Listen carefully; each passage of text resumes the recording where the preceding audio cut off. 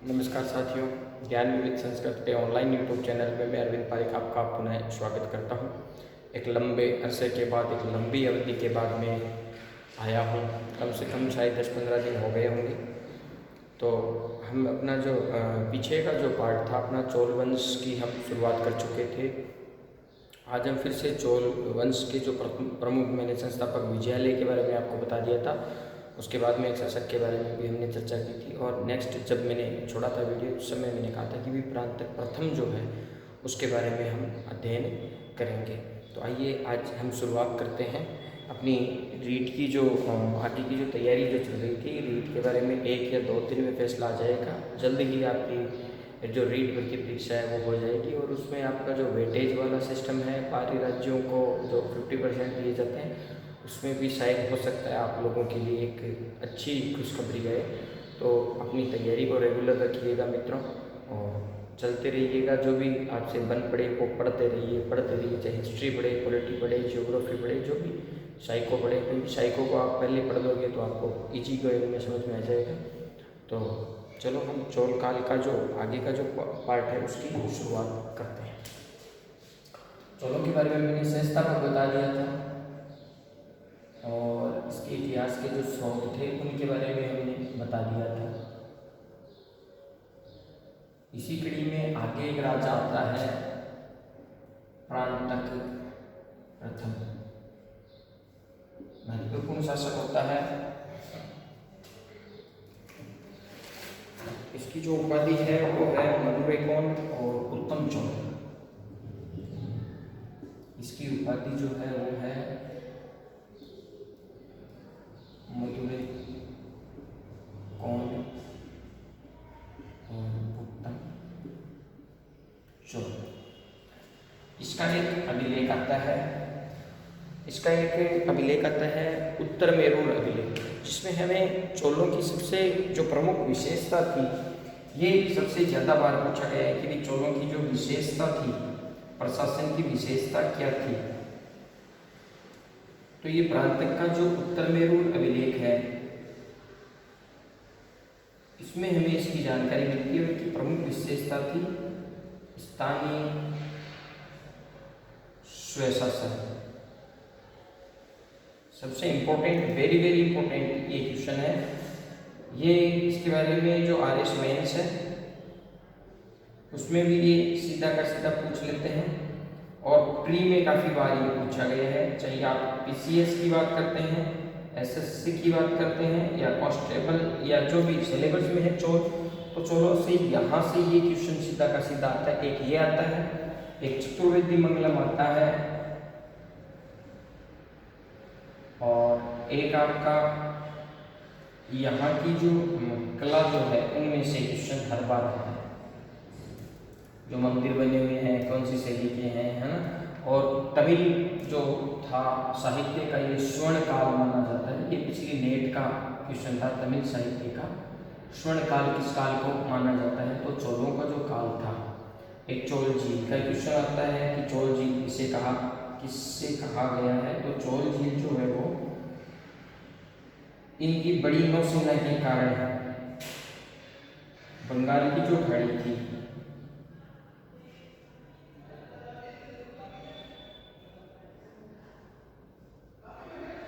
उसको चोल झील आ गए। यानी लगभग यहाँ से जैसे पुर्तगाल में क्वेश्चन आते हैं, वैसे के वैसे यहाँ से काफ़ी बार जो क्वेश्चन है वो हमें देखने को यहाँ मिलते हैं। तो अपना जो टॉपिक है, हालांकि दक्षिण भारत का है, थोड़ा सा पढ़ने में हमें ऐसे लगता है कि भाई हाँ बोरिंग है। 1 या 2 बार आप पढ़ोगे, लिख कर याद करोगे तो ये याद इजी गोइंग में हो जाएगा। तो इसकी जो उपाधियाँ जो है वो है मधुरेकोन और उत्तम चोल।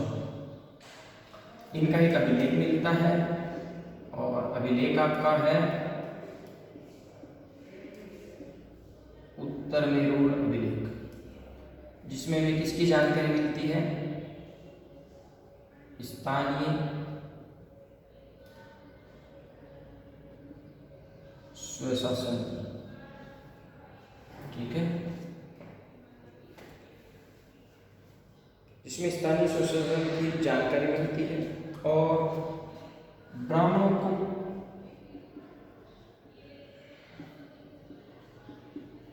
ब्राह्मण जो थे, ब्राह्मणों को इसमें भूमि का अनुदान दिया जाता था।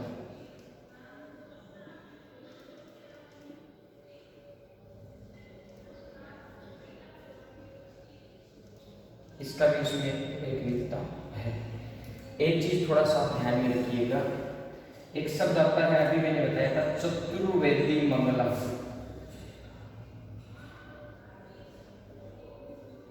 ये करमुक्त भूमि थी और ब्राह्मणों को दी जाती थी।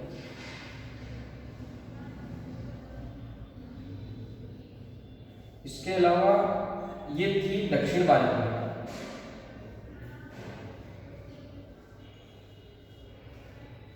इसी प्रकार उत्तर भारत में जो थी, उत्तर भारत में जो थी वो अग्रहार कहलाती थी। मौर्य काल में हमने अध्ययन किया था, तो ये दोनों आप ध्यान में रख लेना कि उत्तर भारत में जो करमुक्त भूमि थी जो ब्राह्मणों को दी जाती थी वो अग्रहार थी, और चतुर्वेदी मंगलम जो थी वो कहाँ पर थी? दक्षिण भारत में थी, और दोनों सेम ही है, नाम अलग अलग है। ब्राह्मणों को भूमि का अनुदान दिया जाता था, और प्रशासनिक जो उत्तरदायित्व है, प्रशासनिक उत्तरदायित्वों का निर्वाह है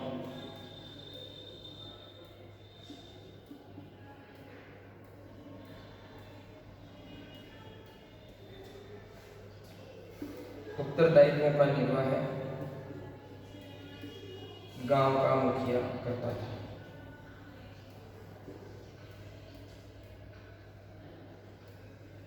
गांव का मुखिया करता था, सॉरी, गांव स्वयं करता था, हालांकि गांव का मुखिया होता था, लॉटरी द्वारा चुना जाता, गांव स्वयं करता था। ये बात आप ध्यान में रखिएगा। प्रांतीय प्रथम 2 उपाधि हमें इसकी मिलती है, बदुरेकोंड और उत्तम चौक। इसके अलावा उत्तर में वो जो विलेज में इसके स्थानीय स्वशासन की भी जानकारी मिलती है। ब्राह्मणों को भूमि अनुदान दिया जाता था, इसका इसमें हमें उल्लेख मिलता है। प्रशासनिक उत्तरदायित्व में गांव स्वयं निर्वाह करता था। इसके लिए ये देखो 2-4 बातें और इसमें लिख देता हूँ। गांव जो था वो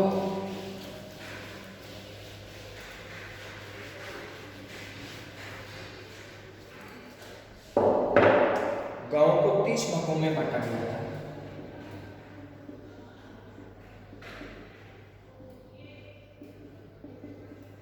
भागों में बांटा गया था। पहली बात तो ये, कितने भागों में बांटा गया था? 30 भागों में बांटा गया था। 30 सदस्यों की समिति को, 30 सदस्यों की एक समिति होती थी।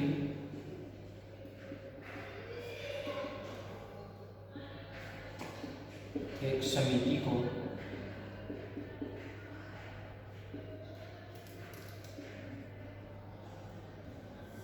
और ये इंपॉर्टेंट है, ये जो नाम है ना,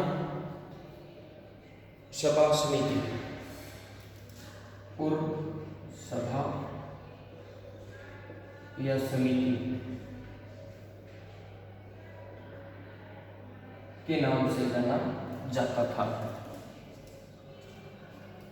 ठीक है, इसके लिए कुछ शर्तें थी कि सदस्य बनने के लिए, इसमें जो सदस्य बना जाता था उसके लिए कुछ जरूरी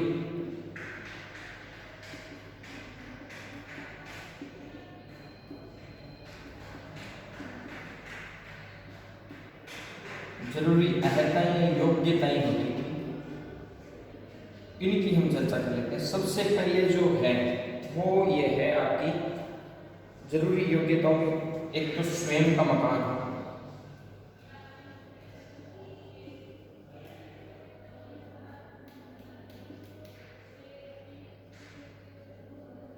कम से कम इतनी भूमि होनी चाहिए, एकड़ भूमि।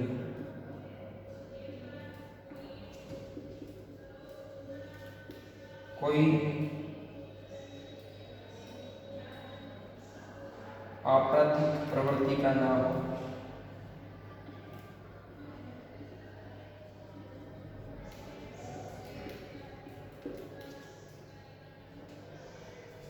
कम से कम इतनी जमीन तो होनी ही चाहिए। इसके अलावा उसे वेदों का ज्ञान होना चाहिए। वेदों की बात हमने की थी, वेदों का ज्ञान हो,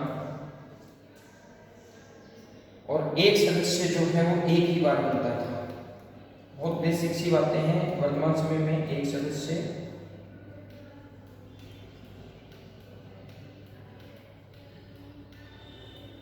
एक ही बार। सदस्य बनने के लिए योग्यताएं जो थी वह थी स्वयं का मकान होना चाहिए, कम से कम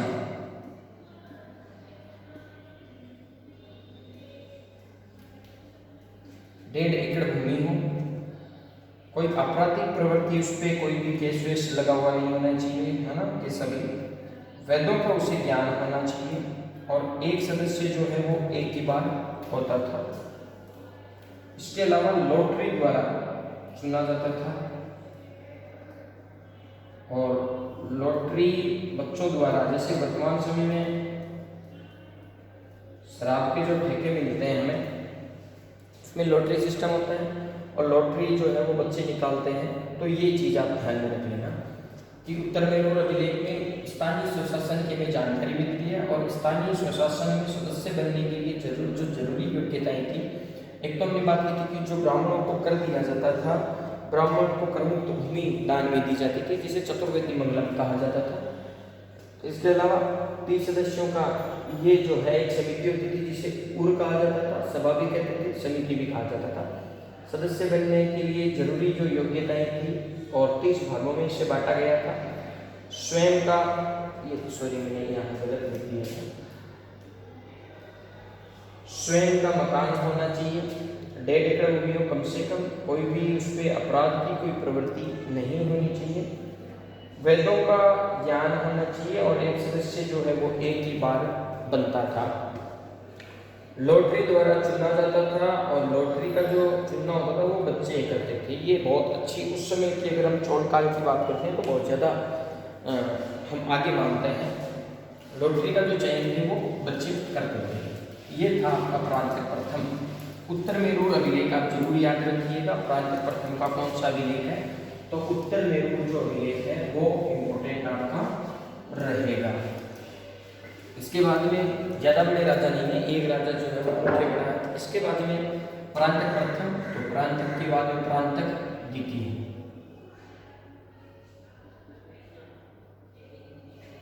प्रांतक द्वितीय, ये सुंदर चोल के नाम से प्रसिद्ध था, बस ब्यूटीफुल चोल, ये याद रखो। प्रांतक द्वितीय था वो बहुत ज़्यादा ब्यूटीफुल था, सुंदर चोल के नाम से प्रसिद्ध था। बस इतनी बात आपको ध्यान में रखनी है। इसके बाद में हम बात करते हैं उत्तम चोल।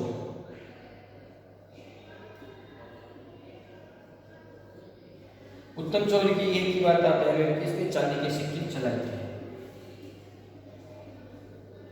उसने चांदी की मुद्राएं या चांदी के सिक्के जो है वो सिक्के चलाए थे।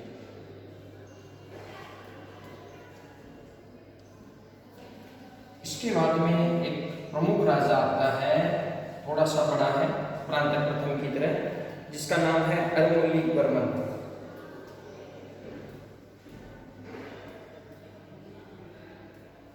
अरमोलीवर्मन, थोड़ा सा आप एक चीज जरूर ध्यान में रखिएगा, अरमोलीवर्मन, इसकी जो उपाधि जो थी वो थी राज राज राज राज। मूल नाम जो था इसका वो था अरमोलीवर्मन।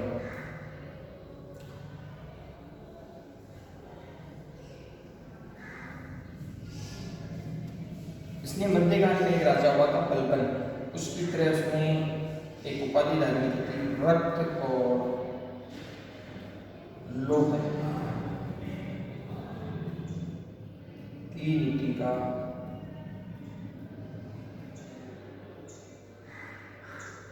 अनुसरण किया। रक्त एवं लोह की नीति का अनुसरण किया। एक खास बात आती है कि इसने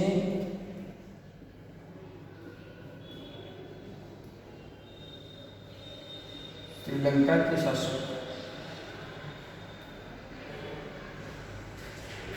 महेंद्र पंचम को पराजित किया। बहुत गजब का शासक था ये। इसने श्रीलंका के शासक महेंद्र पंचम को पराजित किया था और श्रीलंका की जो राजधानी जो थी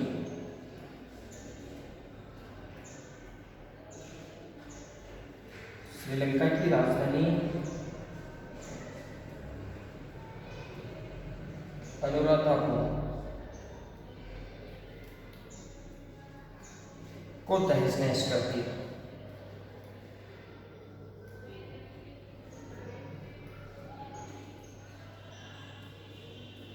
तहस नहस कर दिया।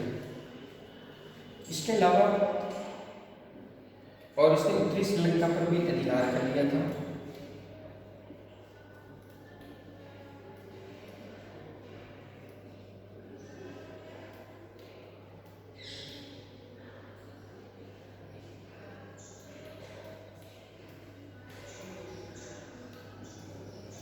उत्तरी श्रीलंका पर अधिकार कर लिया।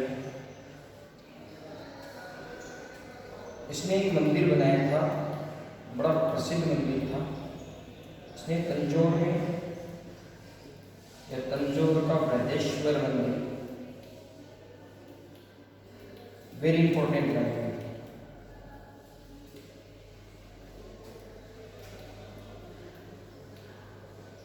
मंदिर का निर्माण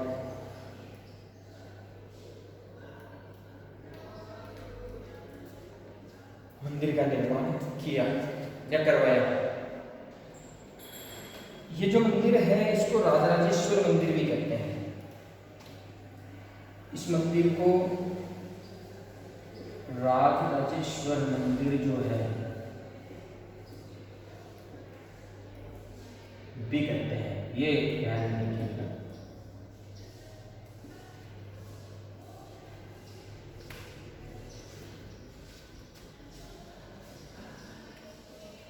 ये चोल साम्राज्य का वास्तविक संस्थापक भी माना जाता है।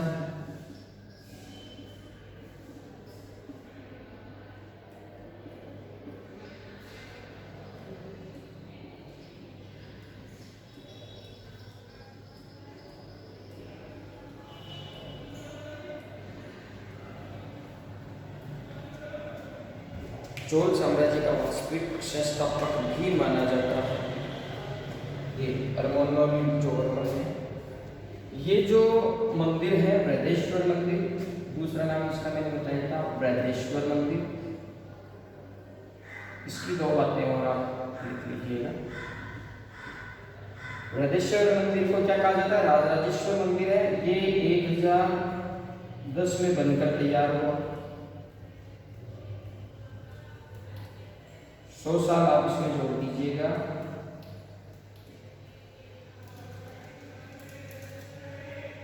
शायद 1000, अभी 2010 में आरबीआई ने इस पर 1000 रुपए का सिक्का जारी किया। ये इम्पोर्टेंट जारी किया, ये आप लिख लीजिएगा। 2010 में 1010 से 100 साल बाद 2010। प्रांतक द्वितीय के बारे में हमने बात की थी। ये सुंदर चोल के नाम से याद रह जाएगा। प्रांतक द्वितीय ब्यूटीफुल था। प्रांतक द्वितीय जो था वो बहुत ज़्यादा ब्यूटीफुल था, तो उसको सुंदर चोल कहते हैं। ब्यूटीफुल से याद रह जाएगा। उत्तम चोल है, इसने चांदी के सिक्के जारी किए थे। ये अरमोली जो वर्मन है, इसकी उपाधि जो थी वो राजराज की उपाधि थी। ये चोल साम्राज्य का वास्तविक संस्थापक था। इसने रक्त एवं लोहे की नीति अपनाई थी और इसका पुत्र जो होता है वो भी इसके पिता की जो नीति है उसी का अनुसरण करता है। आगे आप पढ़ेंगे। तो रक्त और लोहे की नीति ये बनाता है कि श्रीलंका के शासक महेंद्र पंचम को पराजित किया और उसकी राजधानी जो थी, श्रीलंका की जो राजधानी थी अनुराधापुर, उसको तहस नहस कर दिया। उत्तरी श्रीलंका पर इसने अधिकार कर लिया। वेरी इंपॉर्टेंट बात है कि इसने तंजौर का जो बृहदेश्वर मंदिर है, जिसका अन्य नाम हमें मिलता है राजराजेश्वर मंदिर, जिसका भी इसने निर्माण करवाया था। ठीक है, बृहदेश्वर मंदिर का निर्माण करवाया था। और ये जो मंदिर है ये 1010 में बनकर जो है वो तैयार हुआ था। 2010 में आरबीआई ने, रिजर्व बैंक ऑफ इंडिया ने 1000 रुपए का इस पर सिक्का जारी किया था। ये थी अरमोली जो वर्मन है उसके बारे में। इसके बाद में इसका जो पुत्र है वो आता है राजेंद्र प्रथम। राजेंद्र प्रथम को स्मिथ जो है बहुत अच्छा शासक होता है, अपने पिता की योग्य पिता का योग्य पुत्र जिसे हम कह सकते हैं, जो दक्षिण भारत का प्रमुख इतिहासकार है नीलकंठ शास्त्री जी महोदय जो है, नीलकंठ शास्त्री महोदय ने इनको क्या कहा है, योग्य पिता का योग्य पुत्र कहा है। स्मिथ इसे दक्षिण भारत का नेपोलियन बोनापार्ट कहता है। जो नेपोलियन बोनापार्ट समुद्रगुप्त की हमने बात की थी, गुप्त काल में वो भारत का नेपोलियन था, ये दक्षिण भारत का नेपोलियन था, जिसका अध्ययन हम अगली कक्षा में करेंगे। तब तक के लिए धन्यवाद।